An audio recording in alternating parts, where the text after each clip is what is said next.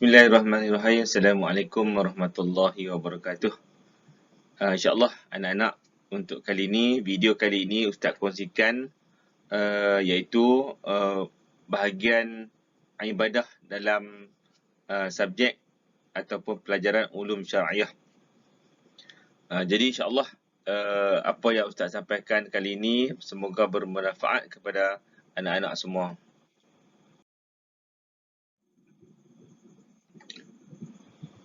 Baik, insyaAllah untuk ibadah kali ini Ustaz akan sentuh dalam bahagian pertama ni ulang kaji semula tahun 3 untuk persediaan menghadapi UPKK. Iaitu kita akan ambil bab tayamum. Bab tayamum iaitu pelajaran pertama di dalam tahun 3.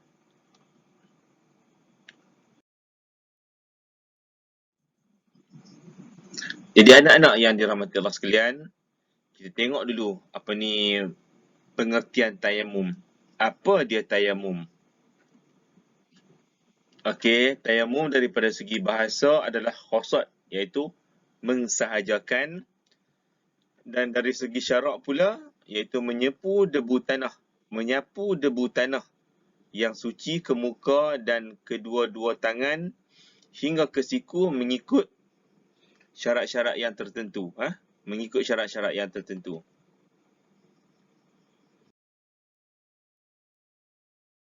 Baik, kita teruskan dengan niat tayamum. Apa-apa kerja pun kita akan mulakan dengan niat. Jadi kita kena untuk bertayamum juga ada niat. Niat tayamum iaitu nawaitu tayammuma listibahati fardhi salati lillahi ta'ala. Sahaja aku bertayamum untuk mengharuskan solat kerana Allah Ta'ala. Maknanya, kita nak solat bukan hanya dengan ambil wuduk saja. Bertayamum mengharuskan solat. Maknanya, bertayamum menggantikan wuduk kita dengan air. Baik, kita tengok syarat sah tayamum. Yang pertamanya, mestilah masuk waktu solat. Yang kedua, menghilangkan najis pada badan.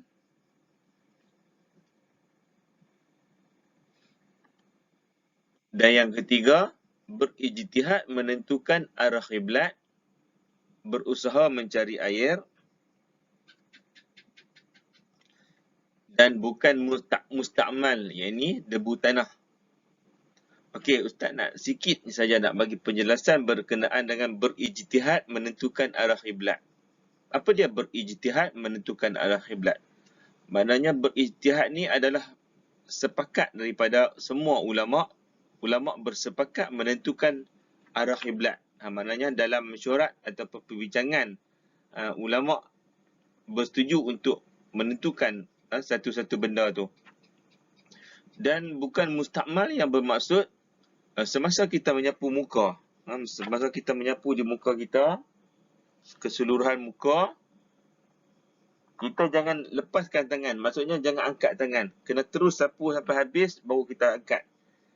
Maknanya semasa kita mengangkat tangan itulah, lepaskan tangan daripada muka, masa itulah berlakunya bukan musta'mal. Jadi kita kena lakukan semula untuk mengambil wuduk kalau berlaku yang macam tu.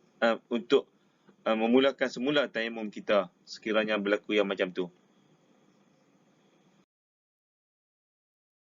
Okey, kita tengok pula sebab yang membolehkan tayamum. Okey, yang pertama tiada air. Yang kedua, sakit yang tidak boleh menggunakan air. Cuaca yang terlalu sejuk. Air yang tidak mencukupi. Dan ada halangan daripada menggunakan air. Okey, tiada air kita faham. Sakit yang tidak boleh menggunakan air. Maksudnya, sekiranya seseorang tu berlaku kemalangan dan sebagainya, tempat luka, tidak boleh terkena air, jadi membolehkan dia tayamum. Sama juga dengan cuaca yang terlalu sejuk. Kalau negara kita tak adalah berlaku yang macam ni. Hanya kepada negara-negara yang ada salji dan sebagainya, jadi sejuk yang terlampau. Jadi bolehlah diharuskan bertayamum. Jadi air yang tidak mencukupi, jadi air yang tak cukup pun boleh juga kita bertayamum. Dan ada halangan daripada menggunakan air. Contohnya air ada, tapi kita nak menggunakan air dengan syarat-syarat tertentu ataupun kita dihalang oleh tentera ataupun binatang buas. Maksudnya tentera, kalau sekiranya kita pergi mengambil air untuk berwuduk, mungkin ditembak dan sebagainya. Ini adalah halangan daripada menggunakan air. Baik, kita tengok pula rukun tayamum.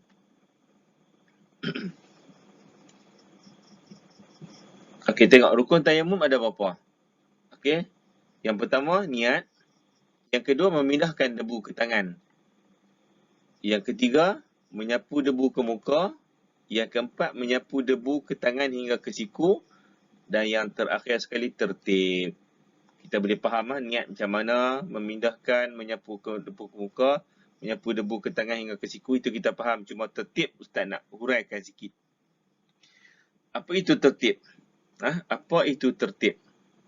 Maksudnya, apa itu tertib? Kita tengok dalam setiap rukun ada last kali dia akan tulis tertib. Maknanya, tertib ni kita kena ikut aturan, ikut susunan. Contohnya, niat duduk di pertama. Boleh tak niat kita duduk dekat nombor 5? Tak boleh. Sebab apa? Dia ikut turutan dah letak dah macam tu, kita kena ikut. Contohnya kita solat lah. Kita solat pertama sekali, kita berdiri betul dan angkat takbiratul ikhram. Boleh tak kita mula dengan rukuk dulu? Itu tak boleh. Maknanya, kena ikut tertib yang disediakan. Itu maksud tertib. Okey, baik. Kita teruskan pembelajaran kita lagi. Iaitu sunat tayamum. Sunat tayamum. Sunat ni adalah perkara yang kalau kita buat dapat pahala, kita tinggal tak berdosa.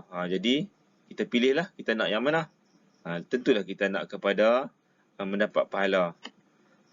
Okey, pertama sekali membaca basmalah. Apa dia membaca basmalah? Membaca basmalah adalah membaca bismillahirrahmanirrahim. Kemudian memulakan sapuan pada bahagian atas muka. Kemudian dahulukan tangan kanan dan menipiskan debu pada kedua-dua jari. Merengangkan jari tangan ketika menepuk debu tanah. Dan ada lagi sunat tayamum, ada 9 dalam pelajaran kita, iaitu menyelati jari, kemudian sekali sapuan sahaja, kemudian menyapu tangan melebihi had wajib disapu, dan yang terakhir menanggalkan cincin. Jadi sedikit penjelasan berkenaan dengan menyelati jari dan menanggalkan cincin. Menanggalkan cincin kita faham. Apabila cincin ada, mungkin terhalang daripada debu tu sampai ke tangan kita, ke celah jari. Jadi, menyelati jari macam ni. Jari kita macam ni, kita gosok di kawasan jari kita. Di keseluruhan macam ni. Kita bagi menyelati lah macam tu, dipanggil menyelati. Baik, kita teruskan lagi. Perkara yang membatalkan tayamum. Apa dia perkara yang membatalkan tayamum? Okey, itu perkara yang melakukan perkara yang membatalkan wuduk. Samalah kalau benda tu, sesuatu perkara yang kita lakukan membatalkan wuduk, seperti buang air kecil, buang air besar, sama juga tayamum pun akan terbatal. Dan yang kedua, hilang keuzuran, iaitu kesakitan yang mengharuskan tayamum. Apa dia? Macam tadilah contoh orang yang sakit dan kesakitan dah sembuh. Bila kesakitan ataupun kesakitan keuzuran dah sembuh, maknanya dia tak boleh lagi tayamum. Maknanya terbatal lah tayamum dia. Dia kena mengambil wuduk seperti biasa. Dan kemudian ada air sebelum solat. Contohnya di kawasan tu tak ada air. Tiba-tiba sebelum kita nak solat, selepas kita bertayamum, tiba-tiba ada air. Maknanya terbatal lah tayamum kita. Kita kena ambil wuduk. Dan yang keempat, habis waktu solat. Macam mana habis waktu solat? Habis waktu solat iaitu sekali kita bertayamum, maknanya untuk digunakan sekali, satu solat sahaja. Contohnya kita solat Zuhur dan dah masuk waktu asar, terbatal dah tayamum yang pertama tadi, kita kena ambil semula. Dan yang terakhir murtad. Murtad yang ini terkeluar Islam. Jadi anak-anak faham apa dia yang terkeluar Islam. Jadi sekian, terima kasih. Habis dah untuk kali ini. InsyaAllah dalam dalam masa-masa yang lain, Ustaz akan sediakan video kepada kamu semua, dan insyaAllah yang baik itu daripada Allah Subhanahu Wa Taala, yang kurang baik itu daripada Ustaz sendiri. Wabillahi taufiq wa hidayah. Assalamualaikum warahmatullahi wabarakatuh.